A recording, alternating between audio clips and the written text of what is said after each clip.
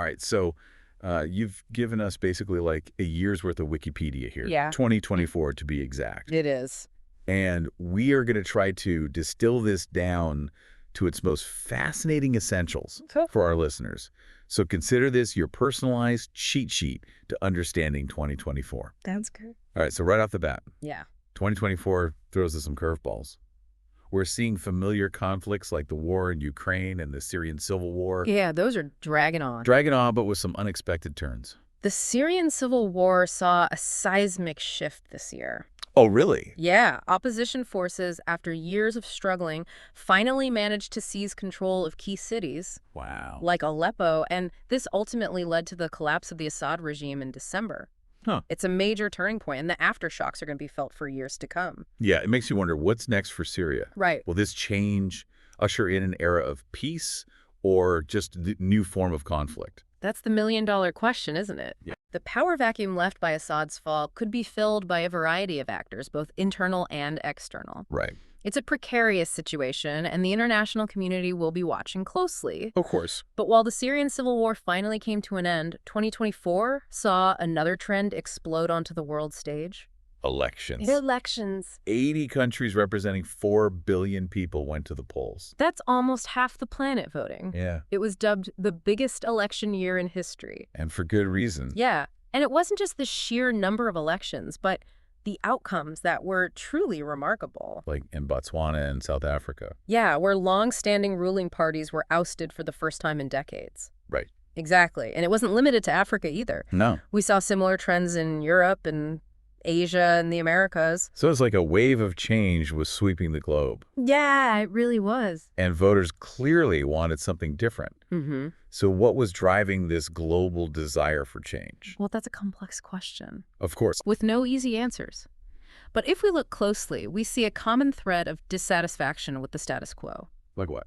Well, economic inequality, Oh, yeah. political corruption, climate change. These were all major issues on voters' minds, Interesting. and they were holding their leaders accountable. Yeah, and in America, that desire for change, or maybe a return to a familiar kind of change, led to Donald Trump's return to the White House. Yeah, Trump's victory was historic. Yeah. He became the first U.S. president to win a non-consecutive second term since Grover Cleveland back in the 1800s. Wow.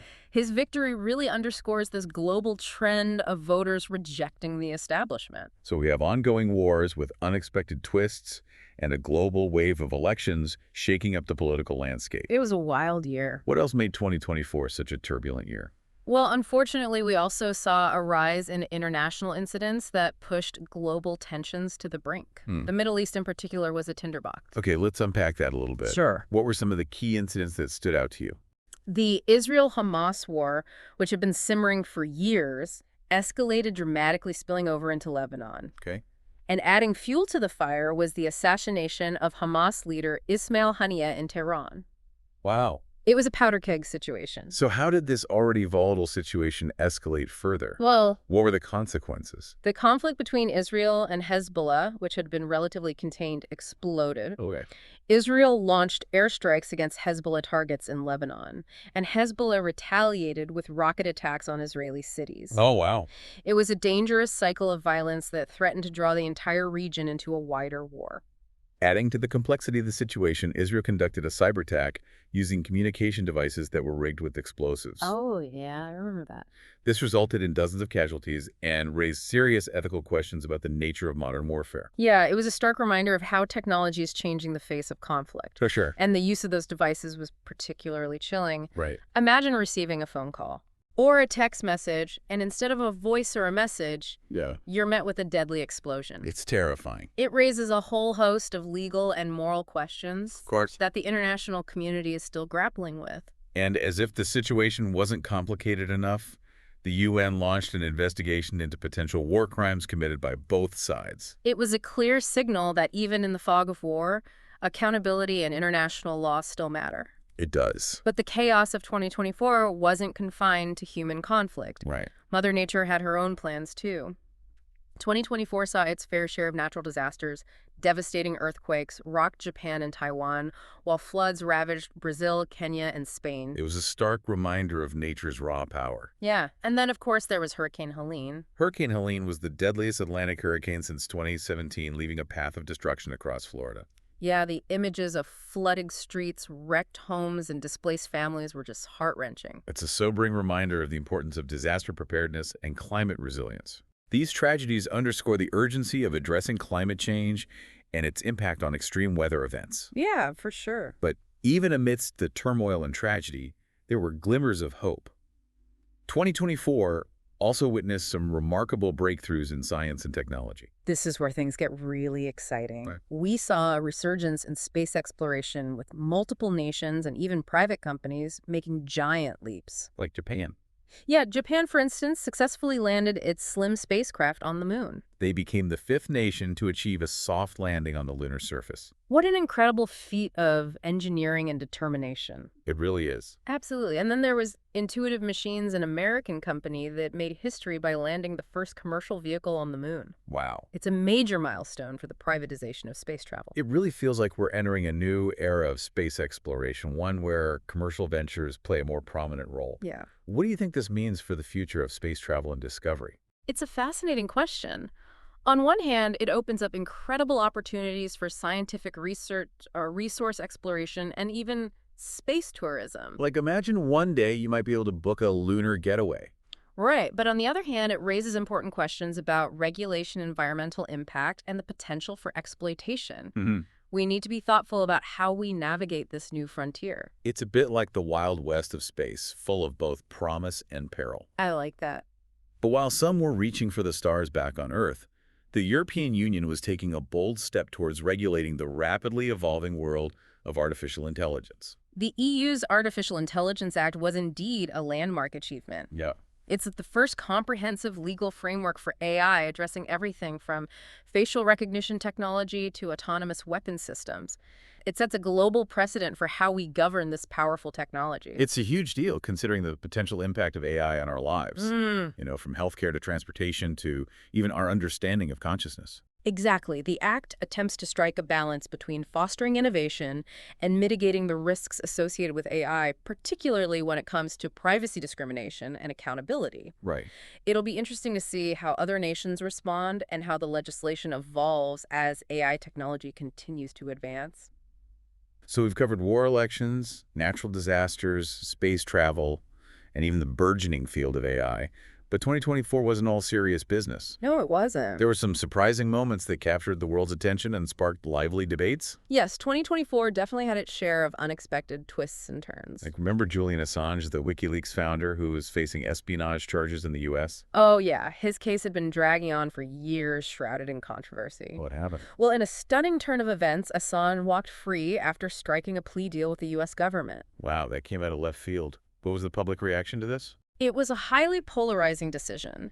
Some hailed it as a victory for freedom of the press and a blow against government overreach. Others condemned it as a betrayal of national security and a dangerous precedent. It certainly reignited the debate over the role of whistleblowers in a democracy and the balance between transparency and national security. Yeah, it did. But while Assange's release sparked political debate, the 2024 Olympics in Paris has always served up its own unique brand of controversy. Yes. The Olympics where athletic prowess meets global politics, 2024 was no exception.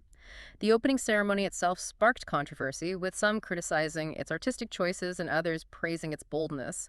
But perhaps the most talked about event was the boxing match, where a female boxer defeated a male opponent. That must have ignited some intense discussions about gender in sports. It absolutely did. It was a historic moment that challenged traditional notions of athletic competition and sparked conversations about equality, fairness, and the very definition of what it means to be a champion. It definitely challenged our assumptions about what's possible in the world of sports and beyond. But as if political intrigue and athletic drama weren't ensouth, 2024 also brought us a celestial spectacle. Right. Almost as if on cue, the comet of the century, C2023A3, Tsuchinshan ATLS, made its closest approach to Earth, captivating skywatchers around the globe. It was a reminder of the vastness and wonder of the universe, even as we grappled with earthly challenges. A fitting symbol for a year of contrast, wouldn't you say? Absolutely. Looking back, 2024 was a year of extremes, a year where we witnessed both the best and worst of humanity. We saw the destructive power of conflict and natural disasters, but also the resilience of the human spirit and our capacity for innovation. So where do we go from here? What does it all mean for us as we move forward? That's the question we all have to grapple with. The events of 2024 have set in motion forces that will continue to shape our world for years to come. How will the return of Donald Trump to the White House reshape America's role on the global stage? What will emerge from the ashes of the Assad regime in Syria? And how will we manage the ethical challenges posed by advancements in artificial intelligence and space exploration? These are questions that demand our attention, our critical thinking, and our willingness to engage in thoughtful dialogue. Precisely. It's easy to feel overwhelmed by the complexity of it all, but it's also an invitation to become more informed, more engaged, and more proactive in shaping the future we want to see. So what stands out to you from all of this? What's the one thing you think people should really take away from our deep dive into 2024?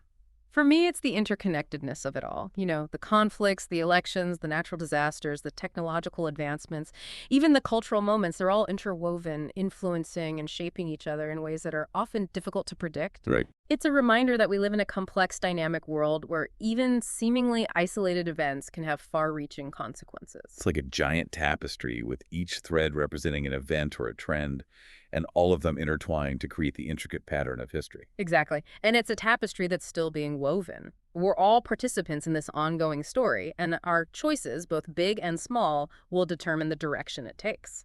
So as we look back on 2024, let's not just see it as a year that's passed, but as a prologue to the future.